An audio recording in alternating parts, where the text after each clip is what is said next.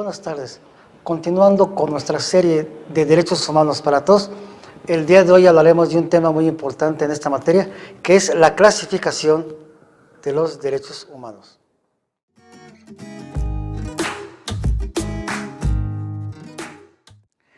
En esta materia de la clasificación de los derechos humanos, hablaremos el día de hoy en cuanto a su evolución, es decir, cómo se clasifican los derechos humanos desde el punto de vista de su evolución.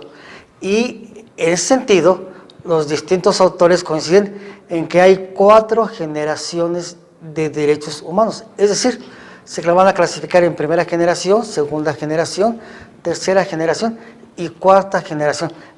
Esto conlleva a que los derechos humanos, desde que empezaron a armonizarse, a legislarse, a normalizarse, han tenido una evolución, al igual que los seres humanos.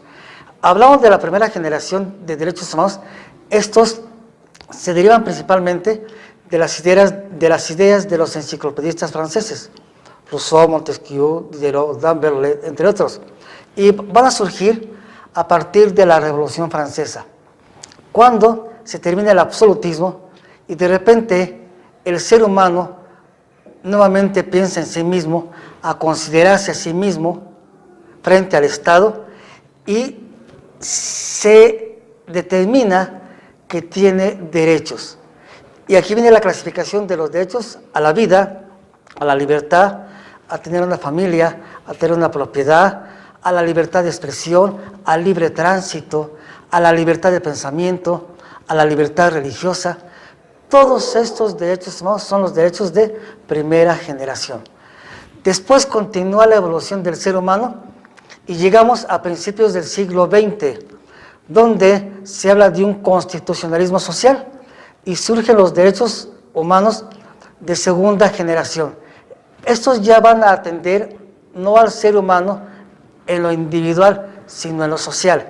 Y tenemos ahí que en esos derechos humanos de segunda generación es el derecho a la salud, el derecho a una vivienda, el derecho al trabajo, el derecho a seguridad social, el derecho a formar sindicatos, entre otros.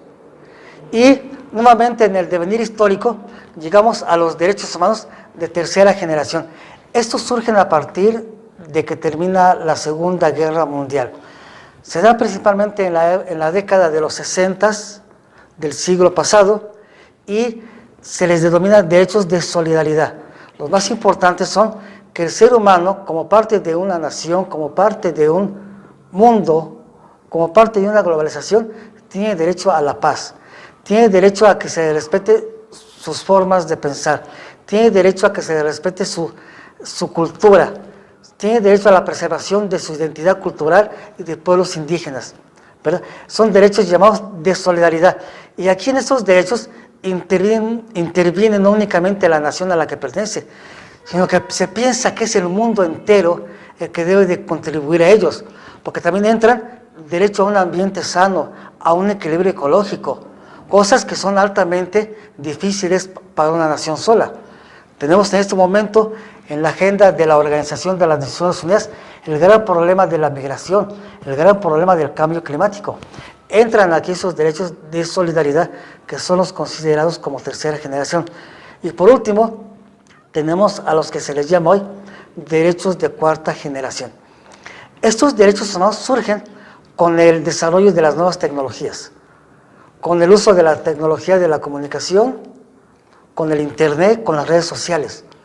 Y se ha determinado que también es un derecho humano el acceso al internet, el acceso a las redes sociales, pero además no únicamente ese acceso, sino de que los gobiernos deben de contribuir a que todos los seres humanos, aunque estén en comunidades indígenas alejadas, aunque estén en la sierra, en la selva, en lugares inhóspitos, tiene que hacerse posible que llegue el internet, la libre comunicación, este libre acceso a las redes sociales, y además que esas redes sociales sean libres, que pueda uno estar conectado libremente a ellas, para efecto de que se garantice este derecho humano de comunicación en base a estos desarrollos tecnológicos de nueva generación.